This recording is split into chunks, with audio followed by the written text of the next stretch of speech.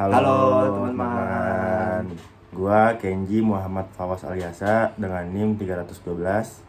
Dan gua Hafiz Irfan Pramasta dengan NIM 285. Nah, di sini kita mau ngebahas nih tentang kemacetan itu. Nah, bener banget nih teman-teman. Kenji pengen kasih tahu nih, apa sih kemacetan itu? Nah, kemacetan itu secara umum dapat diartikan sebagai terhentinya atau tidak berjalannya suatu proses bagaimana keadaan yang semestinya. Dalam Kamus Besar Bahasa Indonesia, macet didefinisikan sebagai tidak dapat berfungsinya dengan baik dalam hal berlalu lintas. Maka macet berarti terhentinya pergerakan keadaan karena suatu keadaan yang tidak biasa.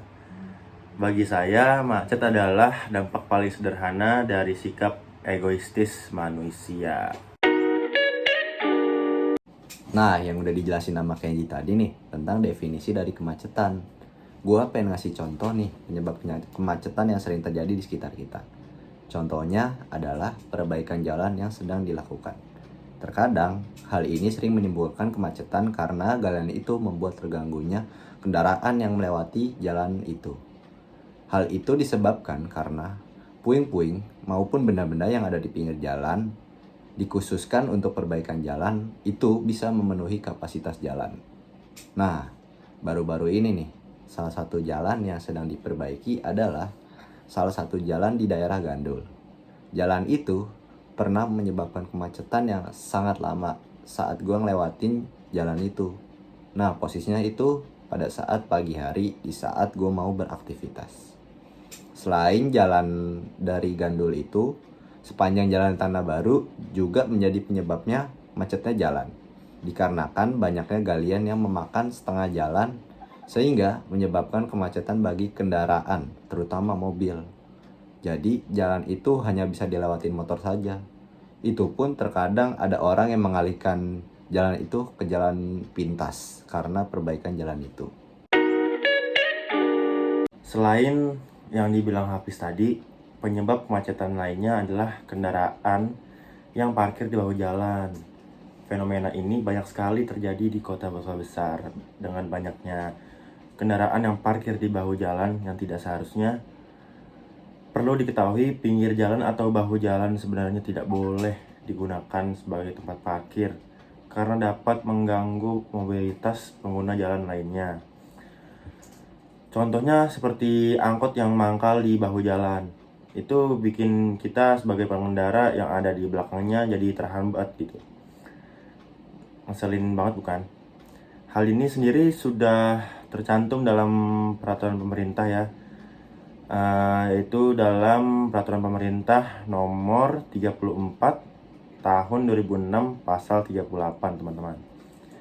Nah, pengalaman gua tentang itu adalah waktu gua lagi bawa motor atau mobil di jalan Lenteng dekat stasiun arah Pasar Minggu.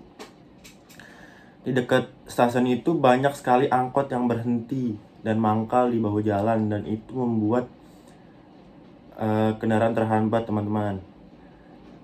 Karena itu posisinya di setelah belokan. Padahal sudah sering petugas melarang angkot untuk mangkal di situ. Jadi tiada hari tanpa kemacetan di daerah Lenteng dekat stasiun tersebut. Nah, kalian udah tahu kan penyebab yang udah gua dan Kenji kasih tahu dari kemacetan yang ada di jalan. Kemacetan tidak hanya disebabkan dari banyaknya kendaraan, namun hal-hal eksternal seperti perbaikan jalan juga bisa terjadi akibat kemacetan itu.